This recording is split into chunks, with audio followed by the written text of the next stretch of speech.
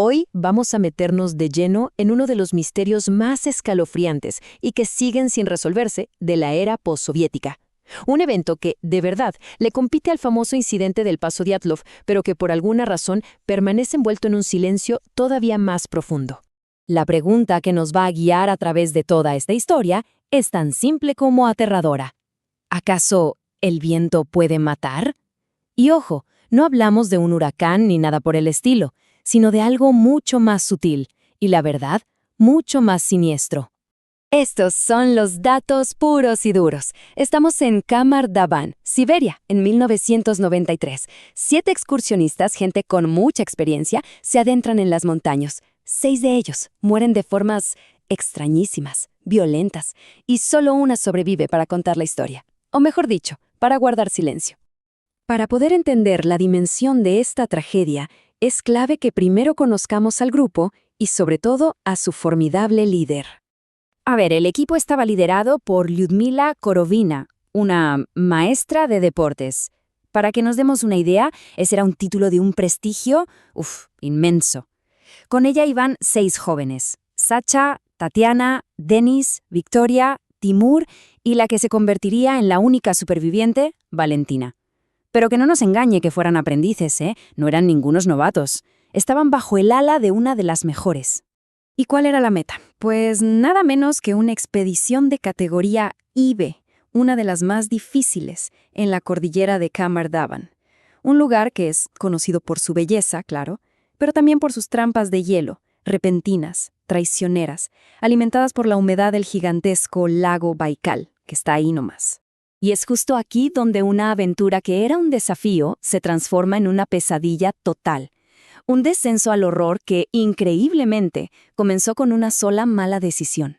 Todo, absolutamente todo, se vino abajo en apenas 24 horas. El 4 de agosto les cae encima una tormenta de aguanieve brutal. Y aquí es donde se toma esa decisión que todavía hoy se debate. Korovina ordena acampar en una ladera completamente expuesta, sin un solo árbol, en lugar de bajar unos pocos kilómetros a un refugio seguro. Al día siguiente, a eso de las 11 de la mañana, se desata el caos. Sacha, del miembro más fuerte del grupo, de la nada colapsa de forma violenta. Y esto es lo más inquietante. La muerte de Sacha no fue la muerte natural de alguien que se congela, no. Estaba sangrando por los oídos y la nariz, y de su boca salía una espuma blanca, muy espesa. O sea, esto no era hipotermia simple, era otra cosa, algo que estaba actuando a un nivel mucho más profundo. Esto nos lleva de cabeza a las enormes inconsistencias de la investigación oficial y, por supuesto, a las preguntas que, hasta el día de hoy, siguen sin tener respuesta. El informe oficial, claro, dictaminó muerte por hipotermia. Suena lógico, ¿no? Pero el problema es que la evidencia contradice esto por completo. A ver, la hipotermia es un proceso gradual. Estas muertes fueron repentinas, violentísimas. La evidencia de vasos sanguíneos rotos, el pánico extremo, incluso autolesiones, nada de eso cuadra con la narrativa oficial. Entonces, la pregunta es obvia.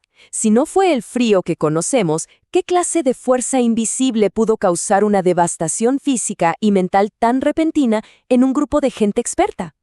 Y aquí es donde la ciencia nos ofrece una teoría que es tan fascinante como aterradora: el infrasonido. Son ondas de sonido de una frecuencia tan baja que no las podemos oír. Pero, y aquí viene lo increíble, pueden hacer que nuestros órganos internos vibren, como si una mano invisible los estuviera sacudiendo desde adentro. Y lo más loco es que la propia naturaleza podría haber generado esta arma sónica.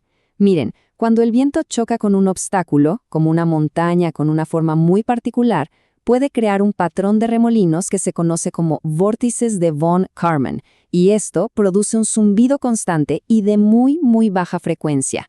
Y acá llega el detalle que de verdad pone la piel de gallina. Los científicos creen que el viento en Kamar-Daban pudo haber generado una frecuencia de 7 hercios. ¿Y por qué es tan importante este número? Porque resulta que 7 hercios es la frecuencia de resonancia de muchos órganos humanos. Esta vibración interna podría explicarlo todo.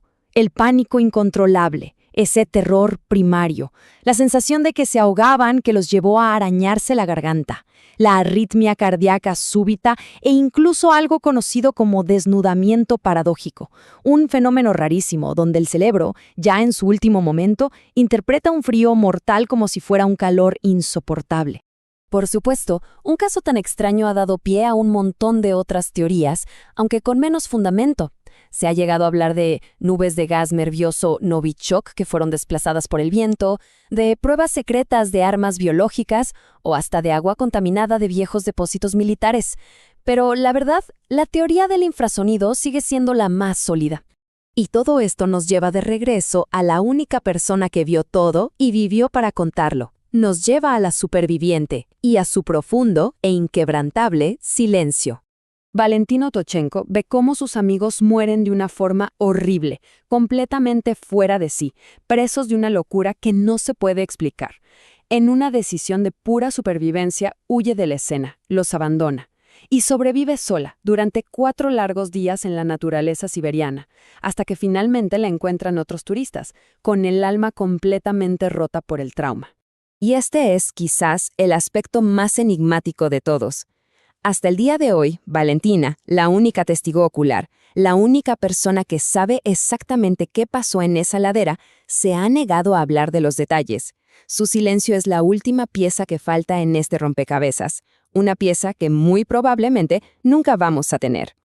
Al final, este misterio nos deja con una idea inquietante, que en las montañas, a veces, el sonido del viento no es solo aire, sino una frecuencia que ordena al corazón que deje de latir.